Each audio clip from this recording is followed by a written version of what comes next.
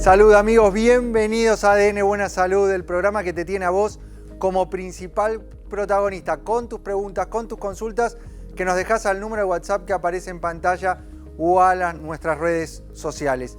En el programa de hoy vamos a hablar de descenso de peso, algo que habitualmente nos dejás en nuestro número de consultas. Pero ese descenso de peso que se da y se comienza a dificultar, sobre todo después de los 40 años, cuando vos me decís, Doc, hago todo bien, si estoy cumpliendo con el plan alimentario que me indicaron, estoy yendo a hacer actividad física, me muevo, hago incluso fuerza, sin embargo, no bajo de peso. Si a los 20 años estaría haciendo todo esto que estoy haciendo hoy, sí bajaría de peso. ¿Por qué hoy me cuesta tanto? Bueno, para responder esta pregunta tan habitual que nos está dejando, hoy nos visita @endocrinólogo, el doctor Carlos Graczynski, uno de los que más sabe en el país sobre obesidad y sobrepeso. Lo vamos a tener en el piso de ADN Buena Salud y nos va a ayudar a encontrar esta respuesta. Dentro del noticiero médico te voy a contar datos que surgen de nuevas investigaciones. Casi la mitad de las personas con diabetes no sabe que la padece. Y es clave en esto hacer diagnóstico para intervenir, porque si nosotros tratamos la diabetes, disminuimos las chances de todas las consecuencias que tiene esta enfermedad. Pero quiero ir ya a saludar y recibir a nuestro equipo, lo hacemos con fuerte aplauso. ¿Cómo anda el staff de ADN Buena Salud? Doctor Gabriel Lappmann, nefrólogo, cardiólogo, la licenciada Delfina Zimmerman, nutricionista. ¿Cómo va, Gaby? Muy bien, un lujo hoy, la verdad. Tenemos acá al doctor Carlos, @endocrinólogo, que lo veo siempre, tiene siempre esos tips de salud y nos va actualizando, ¿no? También bueno, nos va a dejar esos tips hoy y con este tema que es muy habitual y que recibimos muchas consultas. Sí, muchas consultas. La dificultad, a pesar de hacer todo bien, ¿cuánto interviene el metabolismo? Tiene que ver lo que vamos a hablar, con la edad, se interconecta. ¿Con qué? Porque vos sabés que el tema del descenso de peso, inflamación crónica, el tema de la obesidad, tiene una relación. Entonces vamos a diferenciar lo que es la inflamación aguda versus la inflamación crónica. Vamos a tratar de explicarle a la gente qué relación tiene, porque mucha gente no cree que está inflamada. Y uno pide estudios si tiene eritrosedimentación elevada, PCR ultrasensible elevada, tiene resistencia a la insulina, tiene un cuadro solapado silencioso que vamos a explicar hoy para ver cómo manejarlo. Ahí cuando dijiste resistencia a la insulina, viste otro de los puntos que se relacionan. Fíjate, obesidad y sobrepeso, inflamación, resistencia a la insulina y la edad. Son 4 factores que vamos a tratar de descifrar en el programa de hoy. Y la nutrición, que está en el centro. Fundamental. Con una pata más de esta mesa muy importante. Y hoy, sección favorita mía, así que muy contenta. Es pizarra. La pizarra de puntajes. Nos estuvieron compartiendo un montón de platos y eso me encanta que del otro lado puedan participar. Ponen qué comieron, pueden ser meriendas, desayuno, almuerzos y acá lo vamos a puntuar y vamos a tirar algunos tips para poder mejorar esos platos y hacerlos óptimos. Clarísima. Bueno, vamos a estar esperando esas fotos que ustedes nos van mandando al número de WhatsApp que aparece ahí en pantalla. Manden la foto que quieran, desayuno, almuerzo, lo que comieron ayer, lo que quieran lo mandan ahí y la Nutri va a dar su devolución. Pero hay que pensar, nuestras neuronas se tienen que activar y hay desafío de pensamiento lateral del día.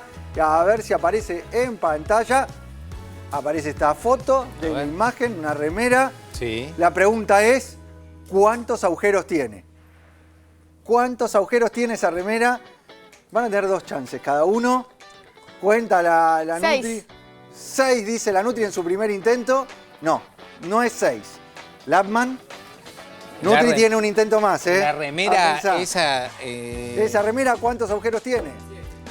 Para mí tiene 7. ¿Por qué 7? 8. A ver, 7. 8 grita la Nutri. A ver, explique 8. por qué. Porque tiene el del cuello, Sí. 1. el de los 2 brazos, Sí. el de abajo, 4. los 2 de acá y los 2 de atrás porque se ve al otro lado. Correcto. El agujero ¿Dónde? tiene el frente y el dorso de la remera. Sí, se ve. No. Bueno, muy Está bien. Muy 8 es la respuesta del Muy bien. pensamiento del día de hoy. Y quiero ir ya a recibir al doctor Carlos Graczynski, @endocrinólogo, para hablar de este tema tan importante. ¿Cómo estás, Carlos? ¿Cómo estás, Milton? Gracias Bien. por venir. Muy bien, aquí estamos tratando de responder. Es el gran tema. Es una pregunta muy habitual. ¿Es verdad que cuesta más Claro. a los 40 años que a los 20? Vamos a tratar de hacerlo fácil. ¿Qué es lo que sucede? A partir de los 40 años nos cuesta más quemar calorías. a partir de los 40 años, formamos grasa con más facilidad. Esa grasa se va depositando en distintas zonas, que después son más difíciles de quemar. La zona más habitual por la cual se quema la grasa, que se forma la grasa, está en el abdomen. La grasa se deposita en el abdomen. Entonces, si quemamos menos calorías y depositamos más grasas, vamos a engordar más fácil después de los 40 años. Y lo importante es que comiendo lo mismo, vos lo dijiste muy bien, comiendo lo mismo que antes, porque de joven comés cualquier porquería, comida chatarra, ultraprocesados, gaseosas, y no engordás. No, y quemás más fácil. Pero esto que se da, sobre todo con la edad, de que no solo empezás a acumular y engordás más fácil, sino aquellos que del otro lado se ponen esa meta, ese objetivo del descenso de peso, les cuesta más. Sin duda. ¿Cuáles son las causas? ¿Cuáles son? Desde hormonales, hay cambios en las hormonas. Una que no se habla prácticamente nada es la somatotrofina, que es la hormona del crecimiento. A medida que pasan los años, va disminuyendo el nivel de la somatotrofina. ¿Qué produce la somatotrofina? Entre otras cosas, forma músculo. Si tenemos menos músculo, ¿qué va a pasar? Vamos a quemar menos. El metabolismo basal va a funcionar más lento y entonces nos va a resultar más difícil quemar las calorías en exceso que hemos ingerido. O sea, una de las primeras causas es la pérdida de masa muscular. Nosotros siempre hemos mencionado el músculo como el órgano de la longevidad, también es un órgano clave a nivel de la función del metabolismo. Es clave. Y se va disminuyendo porque disminuye la actividad física, disminuye la actividad de resistencia, los ejercicios de resistencia que son imprescindibles seguir haciéndolos. Yo no los hago, está muy mal, pero hay que hacerlos continuamente y no importa la edad, porque eso nos va a generar que nuestro metabolismo basal funcione mejor. Pero la edad va haciendo que la somatotrofina haga que cada vez naturalmente, por evolución del ser humano, tengamos menos músculo. Entonces vamos a quemar menos. Entonces tenemos que ir contra eso ya a partir de los 40 años, a partir de los 30, 35, que tiende a disminuir un montón de funciones de nuestro organismo. Sí, ahí aparte además aparecen muchas veces, que se suma a eso, las excusas, el no hacer. Tengo la agenda ocupada full, con el trabajo, con los chicos, con las tareas en la casa, lo que sea, y no encuentro el tiempo para hacer, y eso también va profundizando que no hay movimiento, no hay consumo energético y además se va profundizando esta pérdida de masa muscular. Es así. El estrés, el estar con muchas responsabilidades, esa ansiedad que nos genera el poder mantener a la familia bien, porque ya la responsabilidad, cuando sos joven, la responsabilidad es sobre vos mismo, sobre tu persona. A medida que pasan los años, asumís responsabilidades de mucha más gente, desde tus hijos, desde tu familia, los padres que van envejeciendo, y tenés más responsabilidades, y tu organismo cada vez entra en una etapa a partir de los 40 años en la cual cuesta más hacer las cosas. Por eso es tan importante en esa etapa no olvidarse de uno. Está bárbaro ocuparse de todo lo demás, pero si eso implica dejarse estar, después es todo mucho más difícil. Lo dijiste muy bien. Y hay una hormona que no se habla nada. ¿Cuál? No se habla nada. Fue la que en su momento hice mi tesis cuando, yo soy médico, después hice la endocrinología, me recibí de endocrinólogo y mi tesis fue endorfinas y encefalinas. Las endorfinas. Porque si nosotros vivimos presos de una dieta, si nosotros estamos estructurados a que realmente no podemos comer un montón de cosas y tenemos que tener horarios específicos para comer y obligaciones relacionadas a la comida, los niveles de endorfina, los niveles de serotonina tienden a disminuir. Y si disminuye la serotonina, disminuye la endorfina, aumenta el cortisol y también nos engorda. El cortisol, que es la hormona del estrés. Es la hormona del estrés.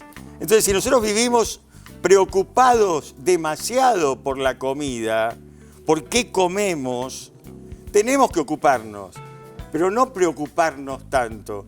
Porque hoy en día, cuando a veces veo las redes, me encuentro con los gurúes que te hablan de todos los alimentos y todos son malos, todos tienen realmente. Pero nos tenemos que alimentar en forma completa igual, no podemos demonizar alimentos. Y veo continuamente que se demonizan alimentos. Los hidratos de carbono, parece el diablo los hidratos de carbono.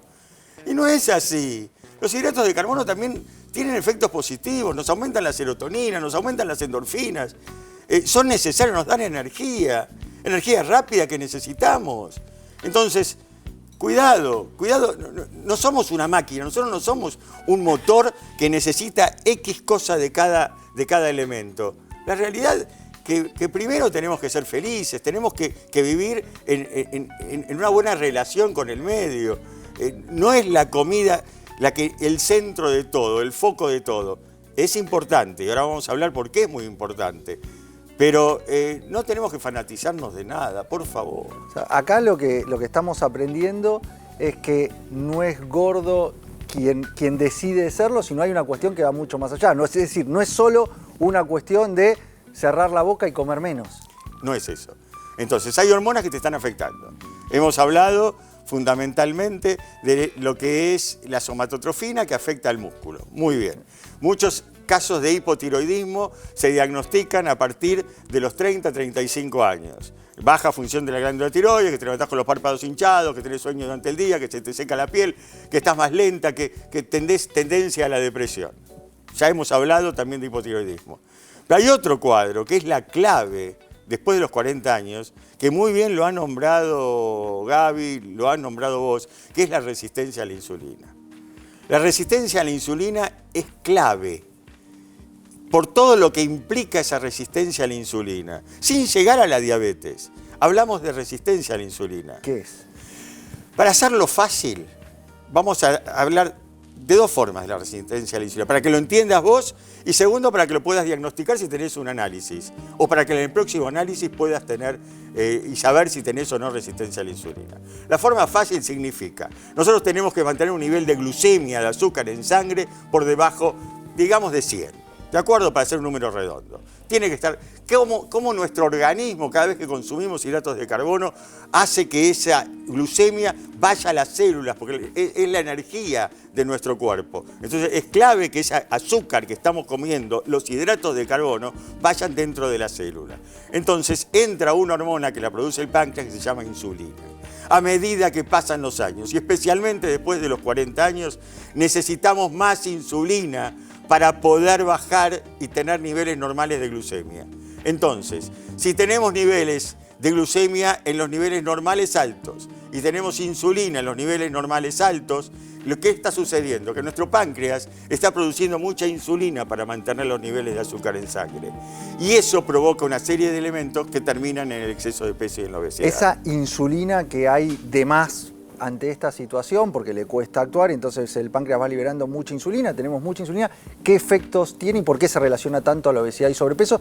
Y hoy, o sea, lo vemos incluso ya que prácticamente como una epidemia, porque cuando tomamos obesidad y sobrepeso, que encontramos que prácticamente 7 de cada 10 tienen, estamos hablando que estás haciendo todo y te cuesta, es muy probable que haya este cuadro de base, por más que no haya un diagnóstico específico de resistencia a la insulina o de diabetes. La insulina es la que hace que se nos deposite la grasa en nuestro cuerpo. Esa insulina, ese aumento de insulina nos aumenta el apetito, nos da ganas de comer más, no nos permite saciarnos. Entonces, esa insulina es un factor clave en el exceso de peso. Pero te voy a enseñar a vos a calcularlo si tenés un análisis. Nosotros los médicos hablamos de OMA, pero olvídate de nombre, no importa. Simplemente, si vos multiplicás la glucemia por la insulina y lo dividís por 405, te va a dar un número, un resultado. Entonces, el nivel de insulina por el nivel de glucemia, o sea, el nivel que vas a ver de insulina, por ejemplo, 10, por el nivel de glucemia que, por ejemplo, vas a ver 90. 10 por 90 te da 900, lo dividís por 405. Eso te va a dar un número. Ese número, si es mayor a 2,5, estamos hablando de resistencia a la insulina. Y ese es el diagnóstico a nivel análisis que podemos hacer. Después está toda la clínica, que ya estamos viendo un paciente, una persona que tiende a engordar con mucha facilidad, que tiene ansiedad, y eso hoy se puede combatir y hay varios factores para poder tratarlo. Sí. Hoy en día, cuando vemos y repasamos los distintos estudios que están focalizando en el tratamiento de la obesidad y sobrepeso, cada vez se centran más en este punto. como el enfoque principal. Mismo si tomamos los medicamentos que hoy en día se habla tanto, inyectables y demás, uno de los mecanismos de acción más importantes sobre los cuales trabajan es sobre esta resistencia a la insulina. ¿Qué hacemos en estos casos donde tenemos la dificultad para bajar de peso, una persona de más de 40 años que le cuesta tanto, que probablemente haya una resistencia a la insulina? ¿Cómo lo podemos manejar antes de llegar a esos medicamentos? Aquí está un gran tema que durante muchos años a mí me vieron enfrentado. ¿Qué es? Se trabaja sobre la obesidad y el sobrepeso fundamentalmente sobre el apetito. Se busca generar saciedad. Los tratamientos desde muchos años atrás apuntaban a eso, a dar saciedad. Antes, ¿cómo se lograba esa saciedad? Con una basura que eran las anfetaminas o con los derivados de anfetaminas. A mí me encontró siempre del lado opuesto y peleándome con un montón de profesionales y colegas que creían en el aporte de la anfetamina porque te quitaba el apetito, comías menos y adelgazabas, claro. Pero las consecuencias posteriores eran nefastas. El daño que generaba sobre el organismo era brutal. Hasta que se fueron dando cuenta y se fue eliminando las anfetaminas, esas fórmulas mágicas para adelgazar, que terminaban generando dependencia y adicción a las drogas. El tratamiento de hoy hablan de GLP-1, hablan de medicamentos que realmente fueron y se desarrollaron para diabetes, con excelentes resultados en diabetes. Medicamentos que son para bajar la glucemia, y está perfecto. Los medicamentos que se utilizan para la obesidad tienen fundamentalmente dos efectos, para hacerlo fácil. Lo que hacen es que el alimento, la comida, esté más tiempo en el estómago, que demore más en vaciarse y disminuye los niveles de glucemia. Al disminuir los niveles de glucemia, baja la insulina y entonces baja eso que hablamos de la insulina, que aumenta el apetito.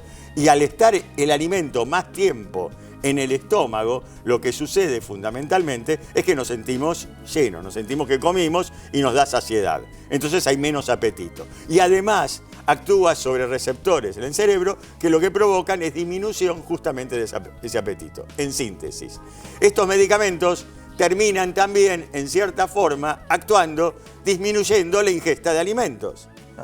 Tienen que ser acompañados de una dieta. Son excelentes medicamentos, son muy buenos porque realmente cumplen su función y se consigue bajar de peso. Pero si vos consumís estos medicamentos y los dejás sin haber cambiado tu estilo de vida y tus hábitos alimenticios, vas a volver a engordar. Y no son para todos, y son para casos específicos donde hay una obesidad marcada. Hemos visto y hemos compartido en distintos programas trabajos donde no son inocuos este tipo de medicamentos y tienen efectos adversos. Por eso quiero irme al paso previo. O sea, más allá, hacemos alimentación, que es lo que nos marca la gente. Hago la dieta, cumplo todo el programa de alimentación, hago actividad física. Doc, ¿qué hago? No quiero ir ya a esos medicamentos inyectables. Hay alternativas, hay soluciones. Nosotros hemos hablado en el programa y quiero saber tu opinión, Carlos, de lo que es un facilitador, un sensibilizador de la insulina, que es el metacitol. Hay una formulación que se llama Metacitol RI. La evidencia, el soporte, el sustento de este tipo de suplementos que ayudan a bajar de peso en forma efectiva y a la vez segura para esta etapa inicial donde cuesta antes de recurrir a los medicamentos, o incluso puede ser como un complemento, pero sobre todo quiero hablarte a vos en el antes. Es clarísimo. Entonces, lo decís muy bien. Primero el estilo de vida, la actividad física, caminar 1 hora por día, la alimentación que los nutricionistas y la nutricionista te indique, comer en forma equilibrada, completa. Eso es lo primero que hay que hacer. No alcanzó. Seguís aumentando de peso, ¿por qué? Porque tenés más de 40 años y porque tu metabolismo no es el mismo que tenías cuando tenías 20. Entonces aumentás de peso por temas de cambios hormonales. ¿Qué podemos hacer dentro de lo que no son medicamentos? Dentro de lo que es un complemento de la alimentación. Y ahí hablas muy bien del metacitol. Pero, ¿qué es el metacitol? Vamos a entender lo siguiente. Nosotros hemos dicho antes que la insulina hace que el azúcar, la glucemia que está en la sangre, se una a un receptor de la membrana de las células. Eso es lo que hace para sacar el azúcar, la glucemia, el hidrato de carbono de la sangre. Lo tiene que mandar a la célula, que es donde cumple la función. porque el hidrato de carbono cumple una función que es la de dar ATP, la de dar energía a nuestras células. Entonces, estamos claros, comimos hidratos de carbono, la insulina que segregamos naturalmente hace que se pegue a la membrana de la célula, pero para ingresar en la célula, para cumplir la función que tiene que tener ese azúcar, ese hidrato de carbono, necesita del metacitol, que es fundamentalmente el mioinositol y el inositol y el tiroinositol, que tienen que estar en una proporción X, que es de 40:1. Estando en esa proporción, entra el hidrato de carbono a la célula y cumple su función. Baja la glucemia, no necesitamos secreción de tanta insulina, tenemos energía para darle al músculo para que metabolice correctamente, y de esa forma se ayuda a perder peso en forma natural y sin medicamentos. Claro, y con esto estás disminuyendo la liberación de insulina, hay menos depósito de grasa, menos necesidad de picoteo, que está muy asociado a los altos niveles de insulina. Carlos, tenemos que ir al noticiero ahora, pero lo que te propongo es seguir hablando de esto, que te quedes en el resto del programa. La gente puede mandar su pregunta al número de WhatsApp del programa. A ese número nos mandan su consulta escrita, en video, de la forma que quieran, incluso para el doctor Carlos Grachinski. Cualquier pregunta de endocrinología, lo comprometemos al doc a dar la respuesta, pero me quiero meter ya en las noticias y este trabajo que nos dice que casi la mitad de las personas con diabetes no sabe que la padece. Un nuevo estudio publicado en The Lancet Diabetes and Endocrinology reveló que el 44% de las personas mayores de 15 años con diabetes tipo 2 en todo el mundo desconocen que padecen la enfermedad. Esto significa que casi 1 de cada 2 personas convive con diabetes sin diagnóstico, lo que aumenta significativamente el riesgo de complicaciones graves como problemas cardíacos, renales o de visión. El informe analizó datos de 211 países y encontró que el subdiagnóstico es especialmente alto en adultos jóvenes y en países de ingresos bajos y medios. Incluso entre quienes reciben tratamiento, solo el 43% logra controlar adecuadamente sus niveles de glucosa en sangre. Los expertos advierten que es urgente mejorar los sistemas de detección precoz y el acceso al tratamiento, ya que la diabetes no diagnosticada puede permanecer silenciosa durante años, causando daños irreversibles. Qué importante este trabajo, y nos está marcando que la mitad de las personas con diabetes desconoce que la padece. Pero el otro dato que me llama la atención y lo quiero desarrollar junto con el doctor Gabriel Latman es que aquellos que sí tienen el diagnóstico, que lo saben, solo la mitad de esas personas controla adecuadamente su diabetes. Lamentablemente estamos hablando principalmente de diabetes tipo 2, es algo que es tan frecuente, es la principal epidemia que estamos viendo, ¿no? Se cree que para el 2030, 2035 vamos a tener aún más cantidad de diabetes, estamos hablando de millones de personas, con la cantidad de complicaciones que vemos. ¿Cuáles son las complicaciones? Especialmente como nefrólogo es la primera causa de ingreso a diálisis, después tenemos ceguera, tenemos problemas neuropáticos, problemas vasculares, aterosclerosis, o sea, lo que acompaña a la diabetes es que hay inflamación también de los vasos, de los nervios, de los ojos, de los riñones, del corazón, o sea, inflama todo el cuerpo. Yo creo que la diabetes hoy es la principal productora de enfermedades crónicas no transmisibles secundarias a la diabetes que genera discapacidad, ¿no? Claro, y este daño que tiene asociado la enfermedad diabetes en sí, con el diagnóstico adecuado y controlando la enfermedad, disminuye notablemente. Completamente. De hecho, los estudios revelan que la diabetes tipo 2 puede ser controlada totalmente y dejar que no aparezcan las complicaciones, lo cual, un estilo de vida saludable, alimentación mediterránea, suplementación de calidad, ejercicio físico, descanso, con eso solo seguramente podés normalizar, pero tenés que detectarla antes. Y acá estamos hablando del diagnóstico de diabetes, pero como lo vimos en la entrevista con el endocrinólogo, el doctor Carlos Grachinski, hacer el diagnóstico incluso en la etapa previa, que es la resistencia a la insulina. Porque si esa resistencia a la insulina no la diagnosticamos, no la tratamos, la dejamos estar, con el tiempo va a evolucionar un cuadro de diabetes. Sí, claramente, como dijo el doctor recién, el síndrome metabólico, todo ese conjunto de pequeñas cosas que terminan detonando con una enfermedad peor, o sea, insulinoresistencia, inflamación, trastornos hormonales, después de los 40, el sedentarismo, así que detectar para tratar, y una vez que tratar, controlamos. Clarísimo, doctor Gabriel Latman, es clave la prevención en este caso. Tenemos que hacer un breve corte. Cuando volvemos, el doctor Lapman nos va a hablar de la inflamación, la diferencia entre la inflamación aguda y la inflamación crónica. Con la Nutri Delphi Zimmerman vamos a estar viendo y evaluando tus platos. La Nutri los va a puntear y te va a dar su devolución. Y además se suma el doctor Carlos Graschinski, @endocrinólogo, así que podés ir dejando también tu pregunta que van a entrar en el próximo bloque y vamos a tratar de dar respuesta. Breve corte y enseguida volvemos con mucho más ADN Buena Salud.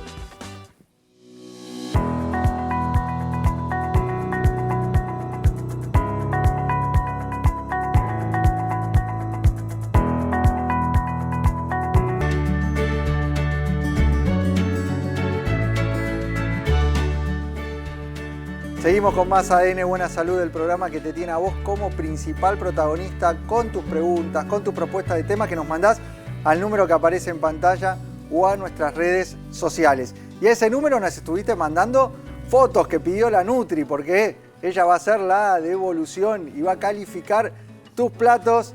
Así que quiero empezar a ver las fotos que nos mandaste para tener la devolución de la Nutri. El sistema va a seleccionar fotos que nos mandaste y aparece el primer desayuno. A ver. Un café con unas tostadas de arroz, se ven unos tomates cherry por ahí, hay palta, hay frutos secos, va a haber calificación de la Nutri. Ese es el desayuno que nos mandaron. No ¿Qué quiero opinan? spoilear, pero ¿Están no bien? fue muy bueno. ¿No fue bueno, vos decís? No, acá no fue 3, bueno esto. El puntaje, 3 le puso. Yo No hubiese está mal, puesto un mirá. 5, ¿viste? A Yo esperaba ver, un 5 como vi el 3. ¿por qué, Nutri? ¿Por qué? Primero, Falta. Lo bueno, las tostaditas de arroz están buenas, más que nada si tenés intolerancia al gluten es una buena fuente de base para después sumarle otros nutrientes, porque si uno come solo galletas de arroz, Sí. no te va a saciar. En cambio, a veces, si tenés la posibilidad de elegir unas harinas integrales en un pan, uno a veces le tiene miedo al pan y elige una tostada de arroz, pero un buen pan de una buena harina integral te va a dar más saciedad por la fibra que Estas tiene. son más procesadas que las tostadas Por de eso, arroz. por Sí, eso. son peores, ¿no? Por eso. Es o sea, no deja de ser Una una galleta, galletita, es una claro. galleta, o sea, que dura a temperatura ambiente mucho tiempo. Pero bueno, ponele que la utilizamos, lo que le falta a este plato, por eso es un 3, es proteína. Tenemos una muy buena fuente de fibra y un reemplazo de una fruta que puede ser un tomate, que está buenísimo, da frescura.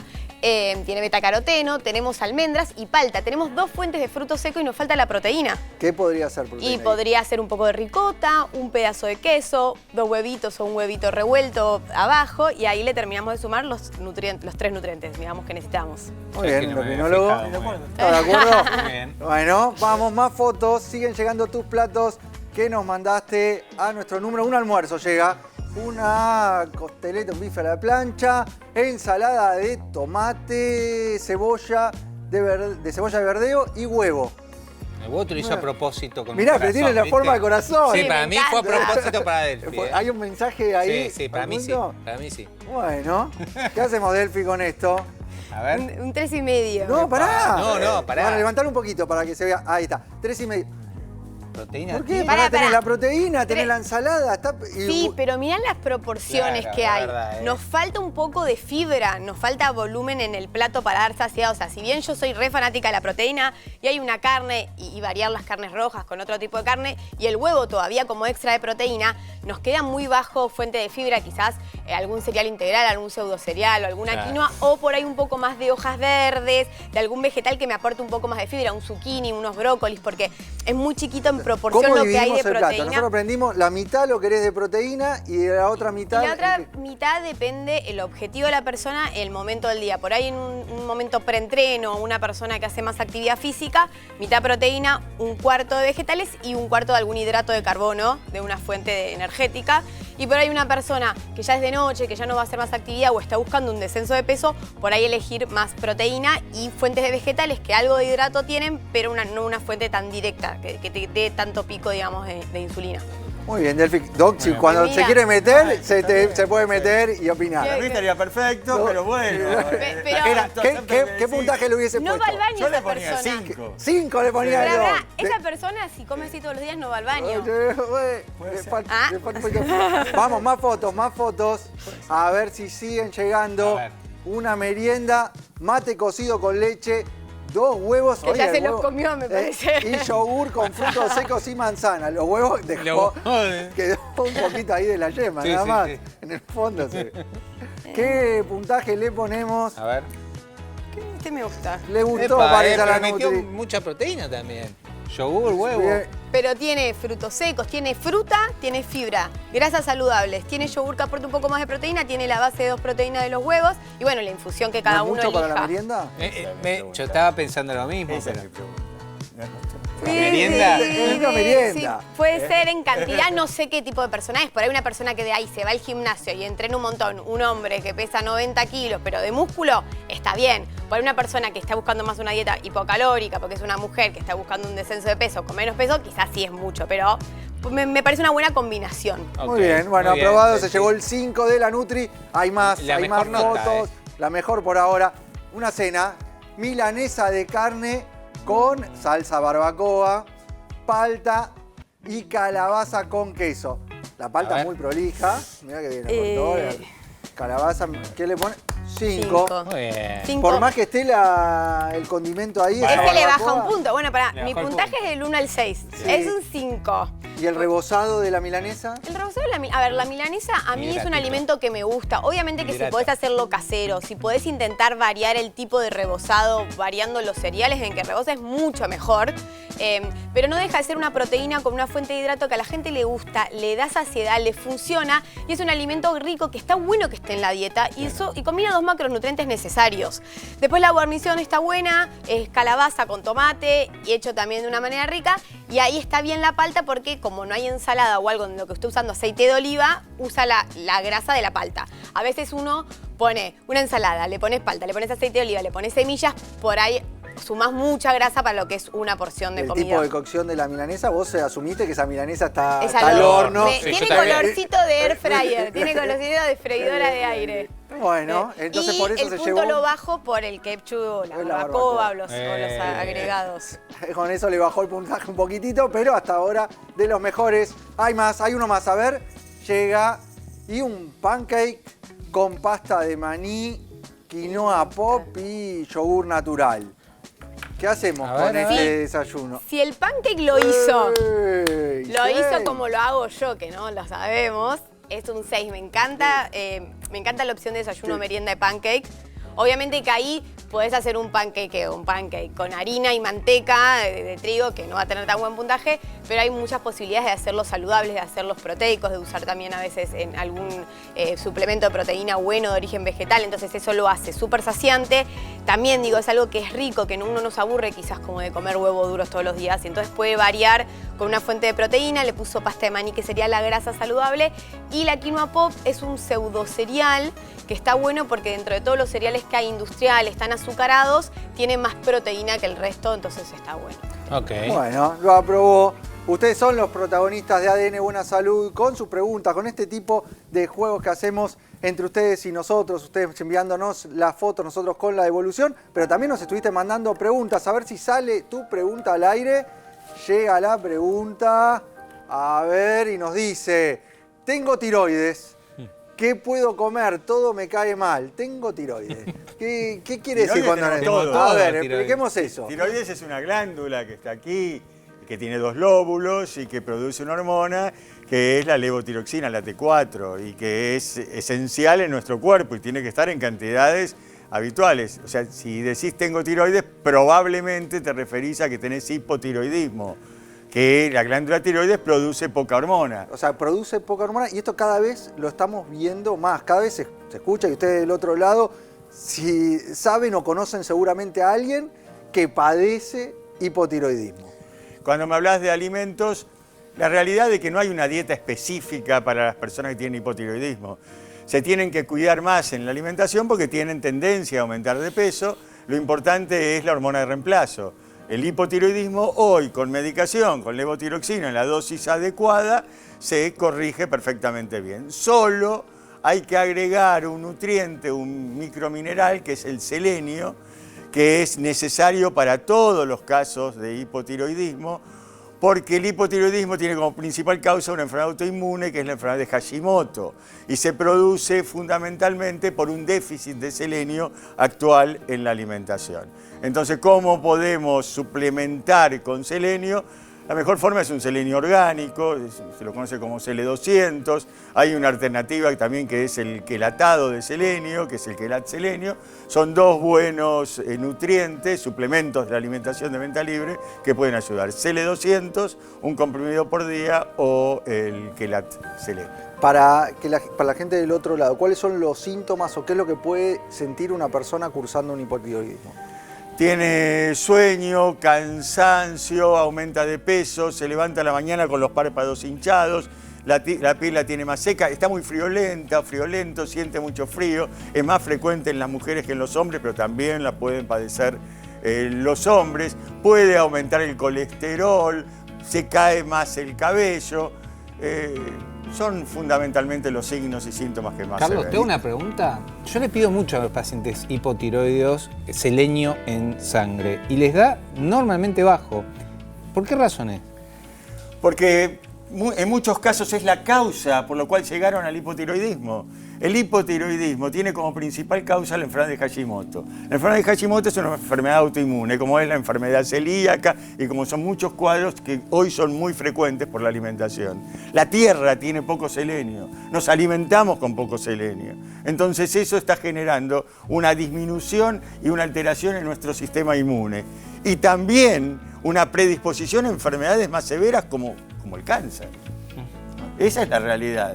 Esa predisposición, esa facilidad con que las células pueden mutar, con que puede haber cambios, está relacionado a la falta de selenio. Se debe suplementar con selenio para mejorar el sistema inmune. Es casi imprescindible y está en muchas de las guías, se está incorporando a las guías el aporte de selenio. Clarísimo, doctor Carlos Graczynski, @endocrinólogo. Gaby, me quiero meter en el tema de la inflamación. Vamos al centro del estudio para entender las diferencias entre la inflamación aguda y la inflamación crónica. Claro, vos sabés que la inflamación es un proceso natural de nuestro cuerpo como respuesta a diferentes procesos. Por ejemplo, una lesión, una infección, una cirugía. Entonces nuestro cuerpo reacciona. Eso se llama inflamación aguda. O sea, la inflamación aguda, en definitiva, es un mecanismo de defensa de nuestro organismo ante esa agresión. Exactamente. Y la función principal es, digamos, luchar contra esa noxa, decimos nosotros los médicos, que es eso que nos genera, por ejemplo, una cirugía, un tratamiento de conducto, una infección aguda. Entonces nuestro cuerpo lo que hace es remediar y tratar de cicatrizar, de curar, de eliminar el proceso y llevar a la curación completa. Normalmente lo que vemos es la tríada de Celso, que es el calor, así la llamamos por Celso, el calor, el dolor, la hinchazón, el rubor, y eso es un mecanismo que activa todo el sistema inmunológico. Ahora, ¿qué pasa? Eso es en lo agudo, pero lamentablemente, y esto es lo que la gente quizás no sabe del otro lado, es que también esto sucede de manera crónica cuando tenemos hábitos poco saludables. Y ahí ya deja de ser un mecanismo de defensa, sino que es un mecanismo de daño. Es un mecanismo de daño que de hecho ya hay teorías que nos inflama y nos envejece. Inflammation, o sea, lo que es la inflamación crónica de bajo grado, que es como la gota que erosiona la roca de manera permanente. O sea, no es una sola gota, no es comí un día en hamburguesas o frito, no. Es permanentemente comer procesados, exceso de azúcar, no dormir bien y todo eso genera obviamente inflamación. O sea, esa inflamación que está muy vinculada al estilo de vida y que también lo vemos, vos lo relacionaste recién con el proceso de envejecimiento, pero todas las enfermedades hoy en día tienen un componente inflamatorio asociado a esta inflamación crónica de bajo grado. Claro, como dijo al principio en la nota del doctor, la inflamación, por ejemplo, en la diabetes tipo 2, en la insulinoresistencia, el cuadro del síndrome metabólico, todo eso nos afecta de manera crónica. Y entonces, ¿qué hace la gente? Tiene, por ejemplo, analgésicos, ¿no? ¿Qué hace? Toma analgésicos. Me duele analgésico. Tengo fibromialgia, artritis, analgésicos. Que uno de las funciones de ese tipo de analgésicos es la función antiinflamatoria. El tema es los efectos adversos. Claro. Exactamente. Entonces, hoy tenemos una opción válida a los analgésicos, que es el Serrapep, que es una enzima, vamos a decirlo en difícil, después lo traducimos en fácil, enzima proteolítica antiinflamatoria. O sea, es una enzima que las enzimas catabolizan procesos en nuestro cuerpo de manera más rápida que si no existieran, tardarían años. Entonces, esta enzima lo que hace es romper proteínas, romper detritus. Por ejemplo, la gente que tiene fibromialgia, artritis, artrosis, rompe todo lo que son, digamos, lo que son articulaciones anquilosadas. en la patología crónica como la patología cardiovascular, la dislipemia, la diabetes, baja la inflamación, vemos que baja la eritrosedimentación, la PCR, y también es muy útil, Milton, en lo agudo, en lo que son dolores musculares, cirugías, infecciones, porque el Serrapep es sinérgico con los antibióticos y también rompe los mocos, así que es muy interesante esta nueva, digamos, teoría de que no todo es ir al analgésico antiinflamatorio, sino quizás bajar la inflamación, como lo hace el Serrapep, y ahí baja el dolor. Bueno, veamos en esta placa para entender un poco más de qué se trata la inflamación crónica de bajo grado o silenciosa y cómo la diferenciamos entre aguda y crónica. Entonces dijimos que la aguda es una respuesta inmediata, los signos cardinales son el calor, el enrojecimiento, la hinchazón y el dolor, y en el caso de la inflamación crónica es una inflamación que persiste en el tiempo, que es silenciosa, que es muy difícil darse cuenta, pero que es lo que genera mayor incidencia de enfermedades que son las enfermedades habituales de la modernidad hoy en día, son las enfermedades no transmisibles. Claro, aparte la inflamación como sustrato, como recién hablábamos con el doctor Carlos Graczycki, la inflamación como sustrato, como raíz y todo lo que sale de ahí, ¿no? La obesidad, la diabetes tipo 2. Ahí está, hablaste de obesidad. ¿Cómo se vincula esta inflamación con las células adiposas, las células grasas, ese depósito a nivel visceral generando inflamación, ¿no? Doc, ¿qué opina de esto? Es clave lo que acaban de decir. La inflamación es un círculo vicioso, porque la misma grasa nos va inflamando a su vez más. Y la inflamación, con lo que comemos, o sea, por más que Delphi le puso 5 puntos a varios alimentos, varios de esos componentes son proinflamatorios. Es la realidad. Esa inflamación, ese exceso de un omega 6, una disminución de omega 3, por ejemplo, la pasta de maní. Sí. O sea, estamos provocando inflamación continuamente. Claro, ahí el tema es lo que se da es en la diaria, Claro. en el exceso y en la habitualidad. Claro. Pero hay que comerlo. Obviamente, claro. Porque no tenemos sino otra cosa que comer, si no, no podemos comer nada.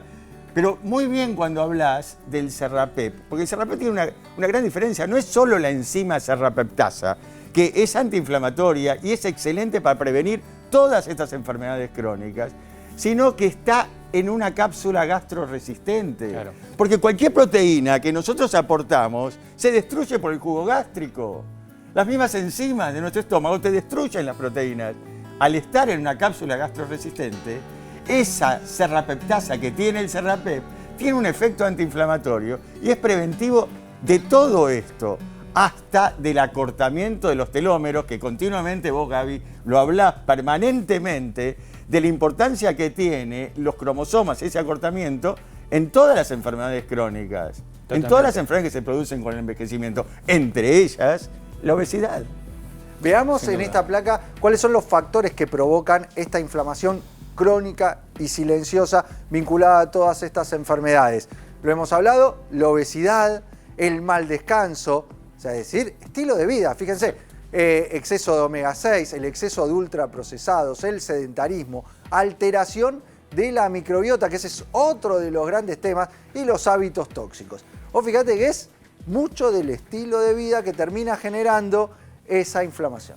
Es increíble cómo se vincula todo esto, ¿no? Lo que hablamos al principio de la insulinoresistencia, porque el metacitol también tiene su componente antiinflamatorio para, digamos, entender a la obesidad, a la insulinoresistencia como una enfermedad inflamatoria. Pero a su vez también vemos enfermedad inflamatoria en la patología cardiovascular, en la diabetes tipo 2, incluso en el cáncer y en el envejecimiento. Así que el Serrapep está muy bueno aportarlo, primero por su característica de que no tiene el efecto de los analgésicos, o sea, sobre la mucosa gástrica. 2, se puede sostener el tiempo. Mucha gente me pregunta cómo tomo el Serrapep, porque dice, doctor, bueno, si es algo agudo, recomendamos 3 veces por día. Cada 8 horas, por 10 días, va a tener una muy buena evolución el paciente. Ahora, en lo crónico, podemos ir manejándolo. Muchos pacientes míos, hay días que despiertan con menos inflamación, quizás toman 1 o 2 Serrapep por día, pero después, quizás están con más inflamación, pueden tomar hasta 3 y se puede mantener, porque realmente lo tolera muy bien el ser humano y además es una enzima natural con esta cápsula gastroresistente. Obviamente podemos complementar con omega 3 porque tenemos este desbalance de omega 6, omega 3, mejorar con un buen probiótico porque tenemos una alteración de microbiota. O sea, para que la gente vaya entendiendo, para prevenir hay que hacer el estilo de vida, Pero hoy ya vemos esto del inflammation, la inflamación más el envejecimiento, la suplementación como una herramienta fundamental antes de los tratamientos farmacológicos. Hay que empezar a tener en cuenta esta inflamación y que a esa inflamación la podemos bajar, podemos intervenir para ayudarnos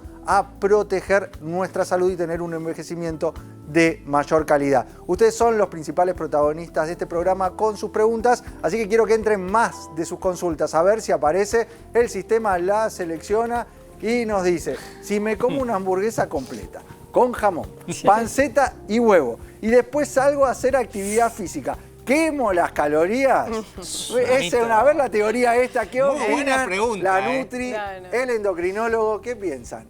A ver, primero, esa manera de ver, entiendo que es una pregunta que muchos tienen, pero a mí ya de base no me gusta nunca verlo así porque es una acción que lleva a veces a un trastorno o un mal vínculo con la comida. O sea, si yo ya como algo y estoy pensando en quemarlo, es muy parecido en realidad a cualquier actitud compensatoria. O sea, sean laxantes, sean a veces que se generan vómitos, o sea, que se generan ayunos post una comida muy grande. Y eso nunca está bueno, o sea, que nunca verlo así. Porque además no es una cuestión de un día o de una cantidad energética. Es verdad que nosotros quemamos calorías, lo voy a decir entre comillas, por la diferencia entre lo que ingerimos y nuestro cuerpo usa. Por ende, que la actividad física va a generar un gasto energético mayor y también va a ayudar a que el músculo crezca y que a largo plazo sí se genere un mayor también uso energético. Por ende, a largo plazo puedas quemar más calorías, pero no tiene que ver con lo que hagas un día con esa hamburguesa, sino que te dé una diferencia entre todos los días de gastar más de lo que consumís. A ver, Doc, ¿qué opina? ¿Y cómo funciona el metabolismo? ¿Cómo quemamos calorías? La explicación de la nutricionista está perfecta. Lo único que yo agregaría es que no solo tenés que mirar las calorías, sino las otras acciones que tiene esa hamburguesa, esa grasa saturada, todo lo que es proinflamatorio, y que ese plato no es muy saludable. Y que además hay alimentos que más allá de las calorías son buenos para el metabolismo. Por ejemplo, la proteína quizás tiene más beneficio a nivel metabólico para quemar esas calorías que grasas saturadas o lo que es frito, que el cuerpo, digamos, lo inflama más y le genera un enlentecimiento al metabolismo. Tal cual, perfecto. Muy bien, más preguntas, a ver si entra tu consulta. Aparece en pantalla, el sistema la selecciona y dice: soy Marisa y quisiera saber si es recomendable la semaglutida inyectable para bajar de peso. Si te la indicó tu médico, es recomendable, está perfecto. Seguramente primero te hizo un estudio y estás dentro del grupo de pacientes que necesitan este tipo de medicación. Ese es el ideal, Doc.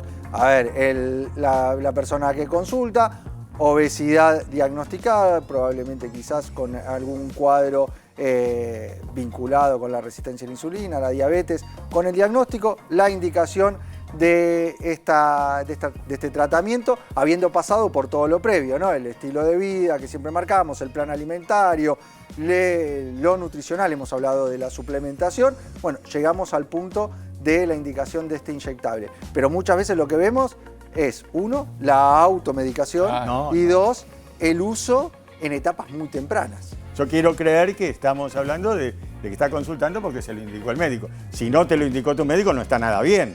Porque hay un montón de otras cosas que hay que hacer antes y no es para todos. O sea, está indicado en determinado grupo de personas. Fundamentalmente es eso. Tenemos que diagnosticar si estás dentro del grupo que necesita. Y antes de dar medicamentos para adelgazar, se debe trabajar sobre el estilo de vida, sobre la alimentación y tenemos que evaluar la parte endocrina. Y hay mucho para hacer complementando la alimentación antes de los medicamentos, que los medicamentos tienen sus efectos adversos. Y entonces hay que tener cuidado y hay que tener el control siempre del médico, no automedicarse. ¿Qué mensaje le darías a la gente que hoy vio el programa? Estuvimos hablando mucho de obesidad y sobrepeso, sobre todo esto que hace y siente, que hace todo, pero no logra ese resultado.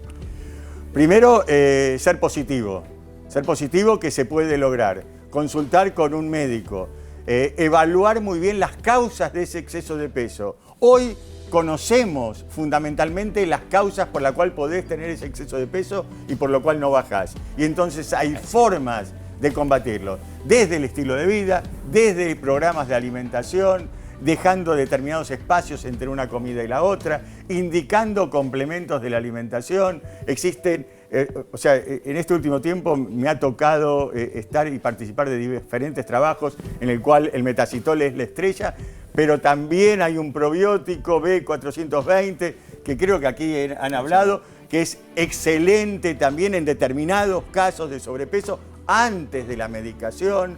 Es importante la flora bacteriana, la microbiota, cómo interactúa con nuestro organismo y cuánto tiene que ver en alteraciones del metabolismo. Tenemos mucho para hacer, primero, desde lo no invasivo, desde lo no medicamento, antes que indicar medicamentos. Muy bien, muchas gracias, Doc. Pero se nos fue el programa. ¿Ya? Se fue la hora. Estoy en el panel. Qué Estás bueno.